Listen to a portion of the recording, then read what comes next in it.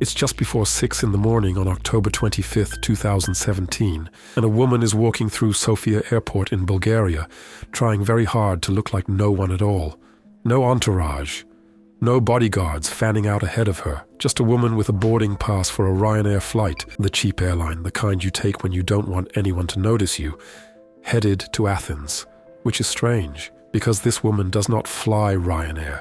This woman owns penthouses. She owns a yacht. She travels by private jet and gets photographed in ball gowns under stadium fireworks. Just weeks earlier, she was the most celebrated figure in the entire world of cryptocurrency. A self-made billionaire the newspapers had crowned the crypto queen, and in 3 days' time, she is supposed to walk onto a stage in Lisbon in front of thousands of adoring investors and give the speech of her life. She will never make that speech. She boards the flight. Somewhere over the Aegean, she tells the one man traveling with her to turn around and go home.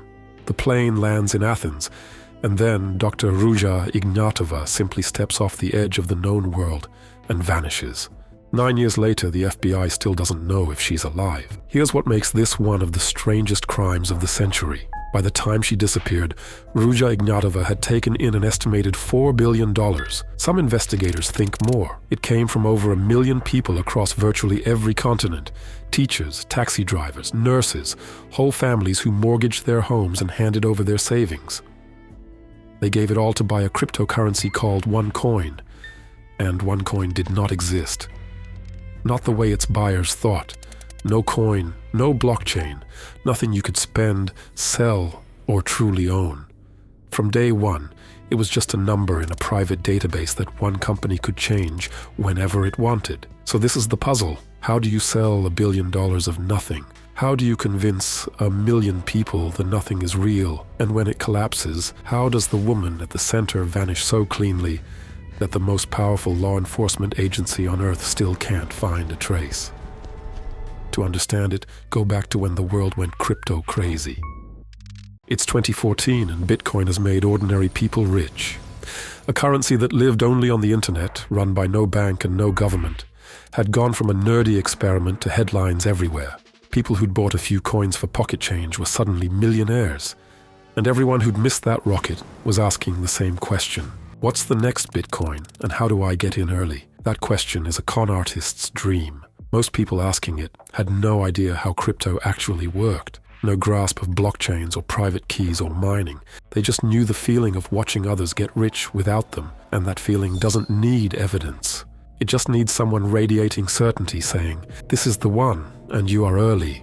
Into that gold rush walks a woman who looks like the answer to all of it. Nearly everything you're about to hear is public record, laid out in US federal court, chased down by the BBC in the podcast The Missing Crypto Queen, printed on an FBI most wanted poster. This isn't a rumor.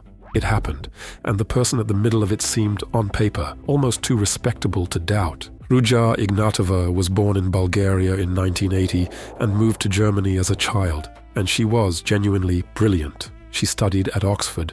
She earned a doctorate in law, the doctor in Dr. Ruja, a title she'd wield like a shield for the rest of her career. She worked at McKinsey. She spoke several languages.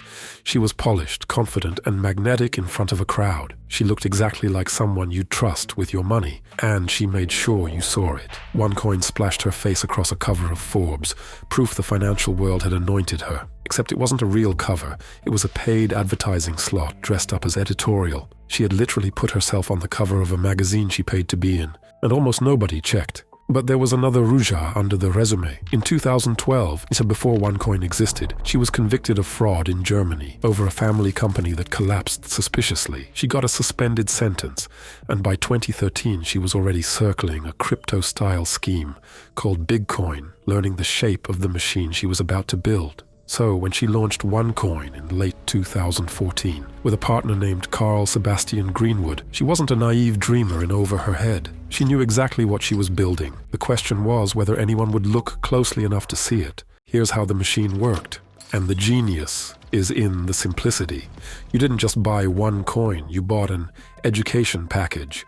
supposed crypto training courses priced from €100 to six figures. Much of the material was plagiarized, but the courses were never the point. Each package came loaded with tokens you used to mine OneCoin, the same word real cryptocurrencies used, which made it feel legitimate. As you mined, your balance grew and the price climbed too, from 50 cents at launch toward €30. But no market set that price. There was no supply and demand. Programmers inside the company set the number by hand. They could raise it, freeze it, or invent coins that were never mined, because behind it all was not a blockchain, the public tamper-proof ledger that makes real crypto real. It was a plain SQL database, a spreadsheet on a private server, editable at will. And here's the detail that says everything. In 2016, a blockchain expert named Björn Bjerke was offered a job, chief technology officer of OneCoin, $250,000 salary, a car, 2 apartments. His task, to build the blockchain, a cryptocurrency worth billions on paper. And 2 years in, still trying to hire someone to build the one thing that would make it exist. He said no, but almost nobody buying in ever knew the question had been asked, and there was one more piece to the trap. OneCoin ran its own internal exchange, XCoinX, where members could supposedly turn coins back into euros, the one feature that made it feel real, except it had strict daily limits, and in January 2017, OneCoin switched it off. The door back to real money slammed shut, and millions who thought they held fortunes couldn't withdraw a cent. By then it didn't matter, the money was gone, and the woman who'd taken it was still climbing. Because Ruja wasn't selling technology, she was selling belief, and on June 11th, 2016, she staged the purest expression of it the scam ever produced. Wembley Arena, London.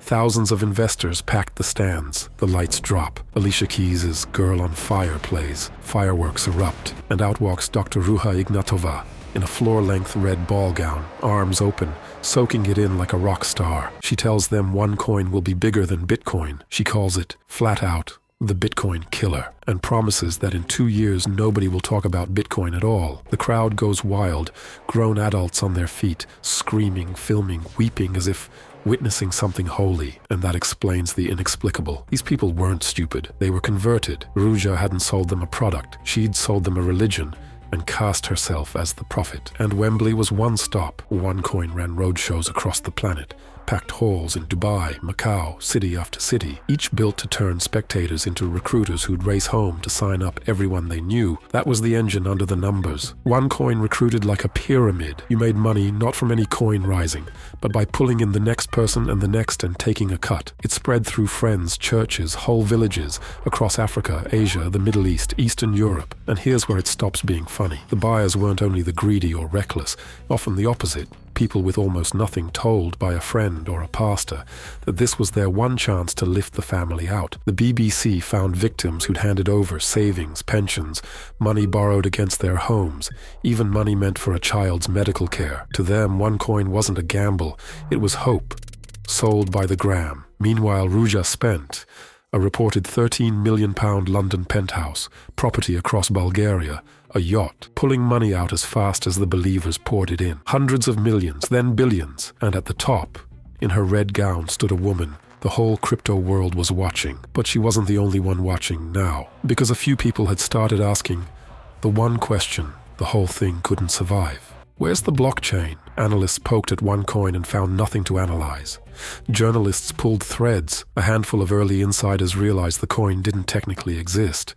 And some got out, or started talking. Regulators in country after country issued warnings. But a scam this big has another problem. The money, $4 billion in cash, doesn't sit in a shoebox. It has to be moved, hidden, laundered, turned from dirty into clean. That job fell in part to a Florida lawyer named Mark Scott, who prosecutors say ran roughly $400 million of OneCoin money through a web of fake investment funds. He bought a yacht, a fleet of Porsches, homes on the coast, and across the Atlantic, quietly, US prosecutors and the FBI had started building a case. No press conferences, just following the money and waiting. Meanwhile, the believers were loud and loyal. When skeptics raised the alarm, the promoters had an answer for everything.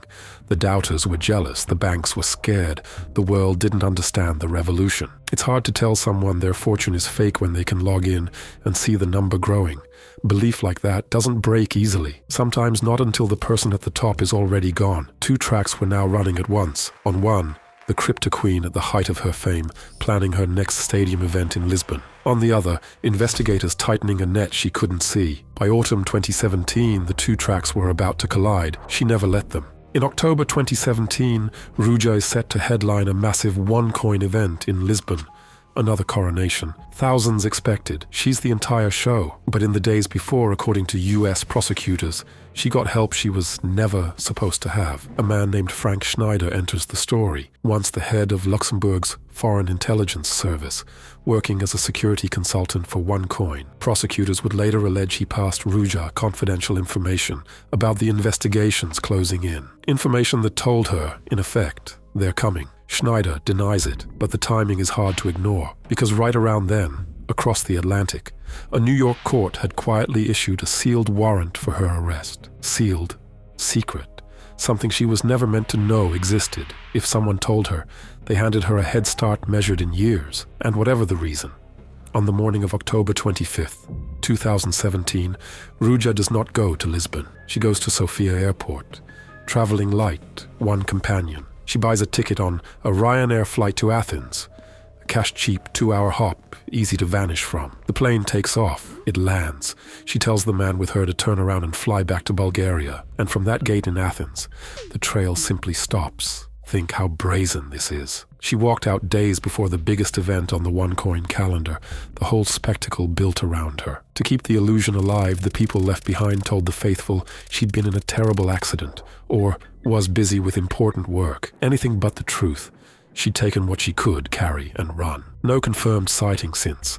No verified photo. No transaction anyone can point to and say, that was her. Investigators believe she had multiple fake passports ready. Some think she was on a Mediterranean yacht within days, or had already changed her face. The most famous woman in cryptocurrency, someone 1 million people would have known on sight, walked off a budget flight and evaporated. The Cryptoqueen was gone, but the crime she'd built was still standing, and someone had to answer for it. With Ruja gone, the empire ate itself. Her younger brother Konstantin Ignatov stepped in to run OneCoin. It didn't last. In March 2019, he flew into Los Angeles, and FBI agents arrested him right there at LAX. He'd plead guilty and cooperate, telling prosecutors from the inside how the whole thing ran. Her co-founder, Carl Sebastian Greenwood, was arrested, extradited, and in 2023 sentenced to 20 years, ordered to forfeit around $300 million.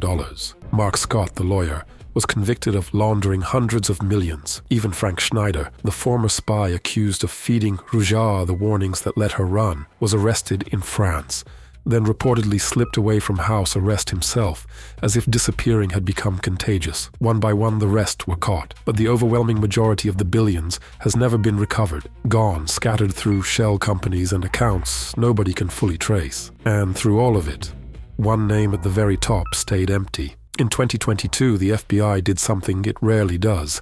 It added Ruja Ignatova to its 10 most wanted fugitives list, the same list that has hunted mob bosses and terrorists, making her for a time the only woman on it. The reward for information leading to her capture climbed to $5 million. $5 million for a single tip, and still, nothing has stuck. Which leaves the question we started with, the only one that matters. Where is she? There are broadly two answers, and they couldn't be more different. The first is that Ruja Ignatova is dead. According to criminal informants, she was murdered in late 2018, allegedly on the orders of a Bulgarian drug lord she'd become entangled with. Her body dismembered and thrown from a yacht into the Ionian Sea, so that no body and no Cryptoqueen would ever be found. It's unproven, but it would explain the silence perfectly. The second is that she's very much alive. That with fake passports, a changed face, and a fortune stashed where no investigator can reach, she's living quietly somewhere. A villa, a yacht, a city where money buys invisibility, protected by the kind of powerful people who make problems like extradition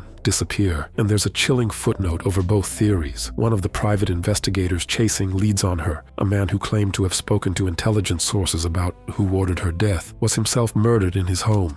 in Cape Town with his wife. People who dig too deep into where Ruja went have a way of not coming back, so take your pick. A billionaire fugitive sunning herself under a new name, or a con artist murdered by the very criminals she thought were protecting her. The strangest part, after everything, the $4 billion, the million victims, the Wembley fireworks, the most wanted poster, we still can't say which of those two women stepped off that plane in Athens.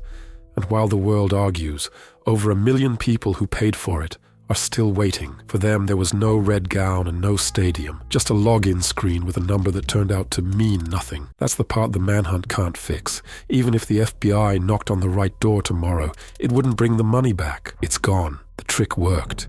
She sold the world a coin that was never real, and then she performed the one trick that was.